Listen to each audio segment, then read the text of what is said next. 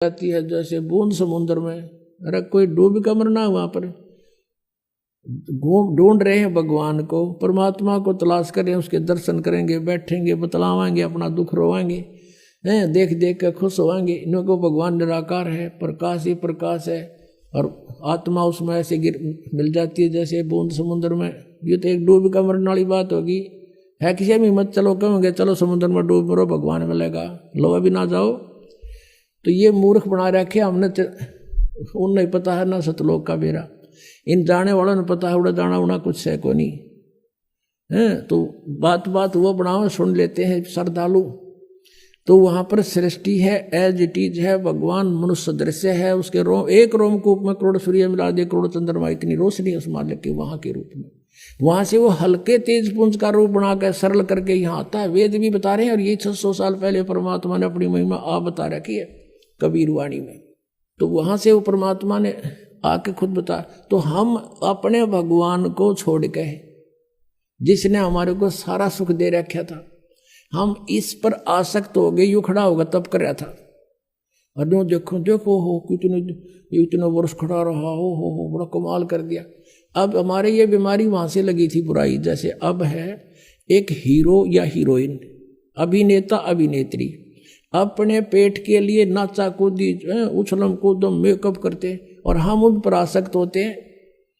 यहाँ एक बरुवाला में या हिसार में कोई एक्टर आ जा, नेता अभिनेता आ जाए, और देखो नौजवान लड़के और लड़कियों की लाइन लग जाएगी, हजारों की संख्या में इकट्ठे हो जाएंगे, और दूर तो देखेंगे वो खड़ा वो खड़ी, सारे दिन धक्के खा के नो के नो आ जाएंगे। बताओ वो खड़े तर वो खड़ी, तो उन्हें क्या मिल गया?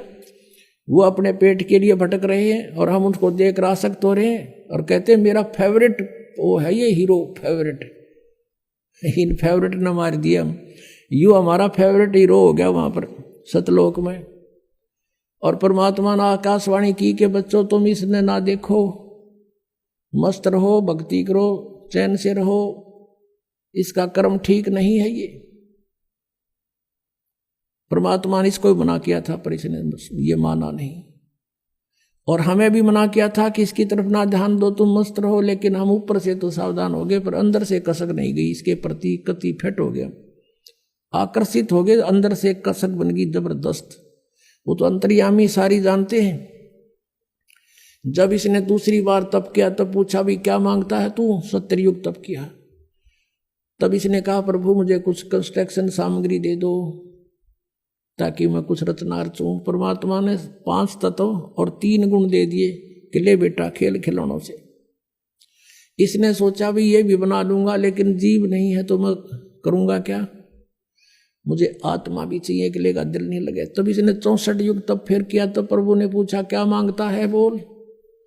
तूने जो मांगा मैंने सब दे दिया। तब इसने कहा कि मुझे कुछ जीव दे दो, आत्मा दे दो प्रभु।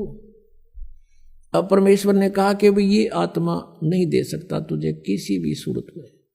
हाँ तुझे और प्लाट चाहिए और दे दूंगा, ब्रह्मांड 5, 7, 10 चाहिए, ये नहीं दे सकता, क्योंकि ये मेरी आत्मा है, मेरे वचन से उत्पन्न हुई है, मेरी हृदय है, ये मेरी आत्मा है, ये नहीं दे सकता। लेकिन एक शर्त है, यदि कोई स्वयं तेरी सब इच्छा से जाना चाहता है तो जा सकता है, जा पूछ ले। तो हमारे पास आया, जितने हम यहाँ फंसे हुए हैं, हमसे पूछा क्या मेरे साथ तुम चलोगे? अलग से मैंने तप करके अलग से राज्य प्राप्त किया है, वहाँ ऐसे रहेंगे, ऐसे देव बनाऊंगा, महादेव बनाऊंगा, हैं दूधों की नदी बहाऊंगा। अब वहाँ कोई कमी थी हमने, लेकिन बुद्धि भ्रष्ट होगी। हम बोले ठीक है पिताजी आज्ञा दे देंगे तो हम चल पड़ेंगे। अब उसने परमेश्वर कबीर देव से कहा काल ने कि पिताजी कुछ आत्माएं मेरे साथ जाने को एग्री हैं। परमेश्वर ने कहा कि मेरे सामने स्वीकृति दिला दो। परमेश्वर आए वहां से स्वयं और हमारे पास आकर खड़े हो गए। परमेश्वर ने कहा कि बोलो भाई कौन जाना चाहता है इसके साथ, हाथ खड़ा करो। अब परमात्मा ने पहले तो हमें मना किया था कि इस पर आसक्त मत हो, हम शर्मिंदे हो गए, नीचे को मुंह कर लिया, कोई नहीं बोला, सन्नाटा छा गया। तब परमेश्वर ने कहा कि रे तो आप तो कह रहे, तू तो कह रहा था ये बहुत कुछ मेरे साथ जाने वाले हैं, ये तो कोई बोलता ही नहीं, झूठ बोलता था तू। इतने में एक आत्मा ने सोचा कहीं बात ना बिगड़ जाए, हिम्मत सी करके खड़ा हो गया। खड़ा होकर कहा कि प्रभु मैं जाना चाहता हूं इसके साथ। अब पीछे फिर हमने सोचे कि ये कलाई लूट जा लूट, फिर तो हम देखा जैसे बच्चे स्कूल में एक हाथ खड़ा कर ले, सारे कर लिया, अगर नो नो नो, तो हम सब खड़े हो गए और दोनों हाथ कर दिए, हम भी जाना चाहते, हम भी जाना चाहते। परमेश्वर ने कहा भाई ठीक है, मैंने इनके नंबर नोट कर दिए इन आत्माओं के, किस किस ने स्वीकृति दी है, और आप अपने लोक में जा। इनको मैं विधि से भेजूंगा, एज इट इज नहीं भेज सकता।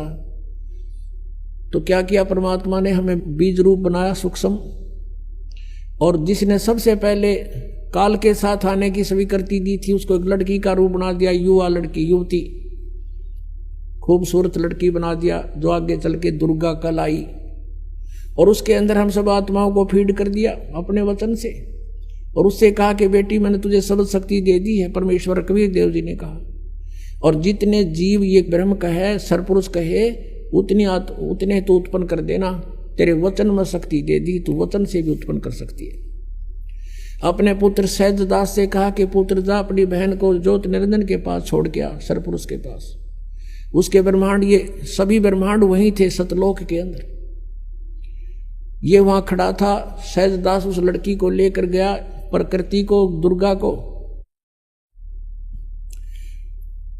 और वहां जाकर कहा कि ले पिताजी का आदेश है, ज्योति निरंजन जितनी भी आत्माओं ने तेरे साथ आने की स्वीकृति दी थी उन सबको इसके अंदर फीड कर दिया, भगवान ने भर दिया, और इसको वचन शक्ति दे दी है, जितने जीव तू कहेगा ये वचन से बना दिया करेगी।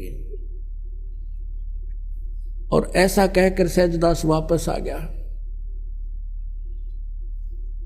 अब ज्योति निरंजन ने देखा, इस ब्रह्म ने, सरपुरुष ने, युवा लड़की, अपनात्माओं, ये यहाँ बलात्कार और ये बकवादें जो हैं ये हमारे अंदर, इस मन वहीं से घर कर गई थी इस काल में, ये मन रूप में सबके अंदर विद्यमान हो गया, इसने ऐसा एलिमेंट छोड़ दिया हमारे अंदर, इसके अंदर ये दोष आ गया।